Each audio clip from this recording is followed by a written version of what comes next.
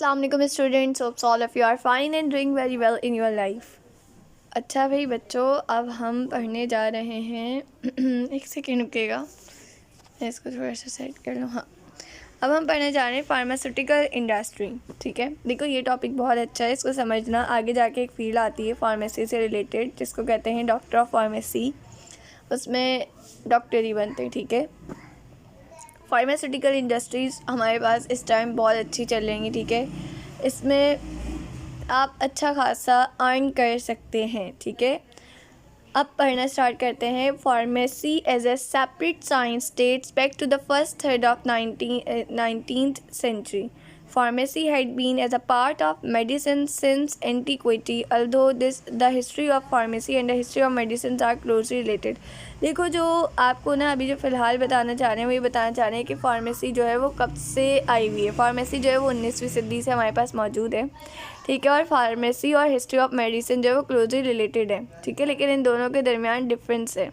हर country का health care जो होता है ना, कि उसके हेल्थ केयर सिस्टम कैसा है, वहाँ पे लोगों को, उस लोगों की सेहत कैसी है, वहाँ पे लोगों को किस किस्म की मेडिसिन प्रोवाइड की जाती हैं, सब कुछ जिस सेक्टर पे डिपेंड करता है वो होता है फार्मास्यूटिकल सेक्टर। बेटे, आपको पता है बाहर ममालिक में जो डॉक्टर होता है ना, MBBS वाला, उसका काम होता है डिज़ीज़ को डायग्नोस करना। आप उसके पास गए, आपने कहा आई एम फीलिंग पेन, मुझे दर्द हो रहा है, मुझे यहाँ पे दर्द महसूस हो रहा है, मुझे फॉर एग्ज़ाम्पल मुझे हर्ट में जो है वो दर्द महसूस हो रहा है। अब वो आपसे पूछेगा दर्द कैसा होता है, दर्द होते हुए क्या आपके लेफ़्ट हैंड में भी पेन होता है या क्या आपके जस्ट जो है वो हार्ट में पेन होता है। फिर वो दो डायग्नोस कर सकता है, या तो आपको कह सकता है कि ये पेन आपको ड्यू टू गैस्ट्रिक रीजन हो रहा है, या फिर वो आपको ये कह सकता है कि ये पेन जो है वो आपको एनीमिया की वजह से हो रहा है, और थर्ड वो ये भी कह सकता है कि हो सकता है कि आगे जाके कार्डियक जो इन्फेक्शन है उसके इश्यूज़ आ रहे हैं। ठीक है, लेकिन फिर क्या होगा, फिर आपके कुछ टेस्ट होंगे, फिर डायग्नोस हो जाएगा हाँ भाई ये बीमारी, फॉर एग्जांपल एनीमिया का मसला है। अब आपको जो दवाई लिख के देगा ना, जो प्रिस्क्राइब करेगा आपको दवाई, जो आपको मेडिसिन देगा, वो फार्मा वाला डॉक्टर होगा। वो डॉक्टर ऑफ फार्मेसी जो पढ़ के आ रहा होगा ना, वो देगा, वो कहेगा कि भाई ऐसी मेडिसिन लें, ऐसे सिरप्स लें जिसके अंदर जो है आयरन हो। लाइक फॉर एग्जाम्पल वो कहेगा भाई पोलीमार्ट ले लें। ठीक है, अच्छा भाई, companies authorized to study, manufacture, sell and distribute drugs for the prevention, treatment and cure of illness and other health issues make up the pharmaceutical sector. Pharmaceutical sector में आपके पास दवाई का बनना, बिकना, उसको डिस्ट्रीब्यूट होना, उसकी ट्रीटमेंट, उसके जो भी साइड इफ़ेक्ट्स ही हर चीज़ जो है वो आपके पास फार्मास्यूटिकल सेक्टर में आते हैं। फार्मास्यूटिकल इंडस्ट्री जो है वो डेवलप होती है, मैन्युफैक्चर होती है मार्केट्स में। ठीक है, आपके पास क्या कहते हैं, फार्मास्यूटिकल जो होता है, हम उसकी देख लेते हैं उसकी इंपॉर्टेंस क्या होती है फार्मास्यूटिकल इंडस्ट्री की। Pakistan pharmaceutical business has been risen significantly in recent decades. अब आपको बताएगा कि पाकिस्तान में ना फार्मास्यूटिकल इंडस्ट्रीज बहुत तेज़ी से बढ़ रही हैं, जैसे कि गेट्स फार्मा देख लें, एबर्ट देख लें, इन सब ये बहुत तेज़ी से बढ़ रही हैं। Pharmaceutical firms are always working on novel therapies that will help live longer healthier life.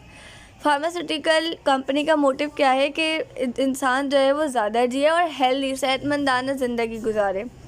कुछ इंडस्ट्रीज़ जो है उनकी इंपॉर्टेंट कंट्रीब्यूशंस वगैरह जो है वो आपके पास यहाँ पे गिवन है, जैसे कि आप देख सकते हैं ट्रीटमेंट्स इंक्रीज़ लाइफ एक्सपेक्टेंसी।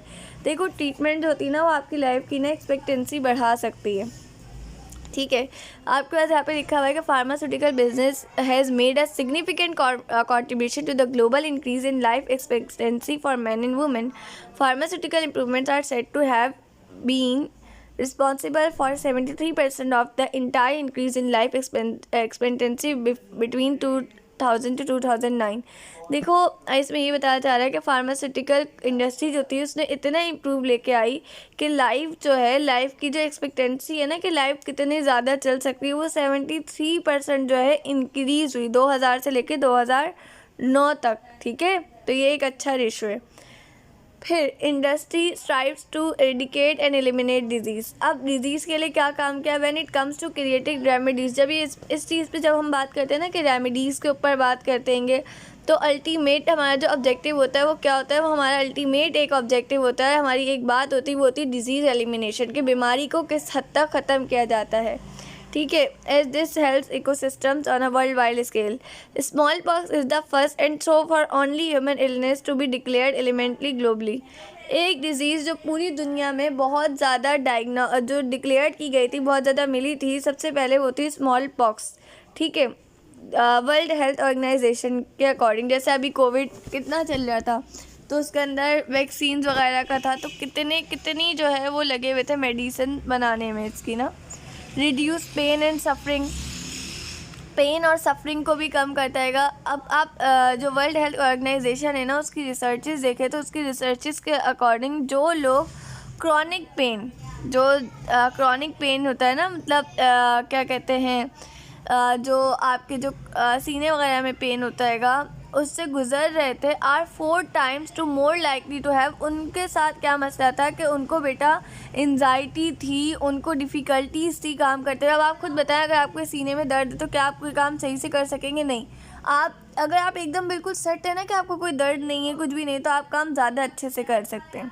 ठीक है, तो ये भी बात पता चली कि भाई इंडस्ट्रीज़ की वजह से दर्द में भी कमी आई है। वैक्सीन सेव मनी, वैक्सीन जो है वो सिर्फ आपकी ज़िंदगी को ही सर्व नहीं कर रही है, बट इसके अलावा वो जो है वो पैसे वगैरह भी सेव कर रही है। ठीक है, वैक्सीन जो है उसको कॉमनली जो कहा जाता है वो कहा जाता है cost affective public health intervention. ठीक है, जो क्या करती है, जो हेल्थ केयर कॉस्ट को और इसके अलावा जो लॉस प्रोडक्टिविटी होती है ना उसको प्रिवेंट करती है। ठीक है, अच्छा भाई, हॉस्पिटल स्टेज आर शॉर्टर, बहुत बीमारियाँ ऐसी हैंगी, ठीक है, many illness that use to necessitate invasive procedures and surgery can now be address with medications.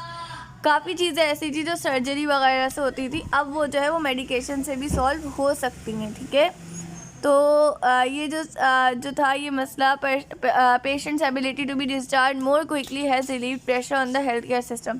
पहले ही होता था कि जब तक इंसान बिल्कुल सही से सेट नहीं हो जाता था ना तो उस पेशेंट को डिस्चार्ज नहीं किया जाता था, लेकिन अब दवाइयों की वजह से उसको डिस्चार्ज कर दिया जाता है। बल्कि जो छोटी मोटी जो दवाइयाँ होती लाइक ड्रिप्स होती है ना, अब तो लोग ड्रिप्स भी घर पे लगा लेते हैं। ठीक है, अच्छा भाई, उसके बाद industry employees million of people. भाई देखो, इंडस्ट्री ने इसके अलावा क्या काम किया, इसके अलावा इंडस्ट्री ने, एक सेकेंड रुकेगा,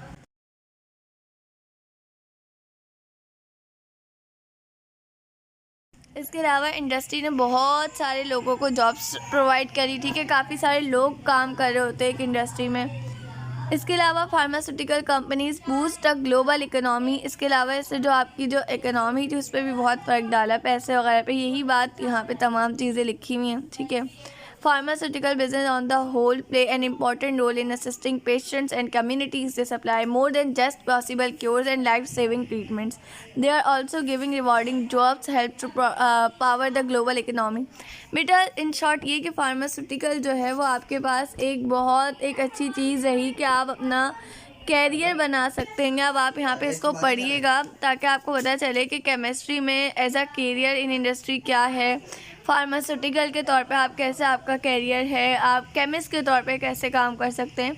बस ये इतना सही था, ये आपको एक बताना था कि एक फार्मास्यूटिकल इंडस्ट्री भी, हमारे पास मेडिसिन की भी एक पूरी इंडस्ट्री मौजूद है। ये आपका जो इंडस्ट्रियल लोड है ना, वहाँ पर जाएँ, आप वहाँ पे बाहर से इंडस्ट्रीज़ देखा, आपको अंदाज़ा होगा। वहाँ पे आपको मेहरान मिलेगी, वहाँ पे आपको एबट मिलेगी, वहाँ पे आपको जो है गेट्स फार्मा मिलेगी, इतनी बड़ी बड़ी इंडस्ट्रीज़ दिखेंगी आपको। तो आप जाएं, उनका विज़िट करें, उन्हें देखें, ताकि आपको अंदाज़ा हो कि आपके अपने पास कितनी चीज़ें मौजूद हैं और आप आगे क्या कर सकते हैं। ठीक है, तब तक अपना ख्याल रखिएगा, मुझे दुआ में याद रखेगा। और ऐसे आप सबको बहुत बहुत मुबारक हो, आप लोगों की केमिस्ट्री जो है वो फाइनली ख़त्म हो गई। इंशाल्लाह नाउ अब हम फ़िज़िक्स को भी जल्दी से ख़त्म करेंगे। ठीक है, अपना ख्याल रखिएगा, मुझे दुआ में याद रखिएगा। अल्लाह हाफ़िज़।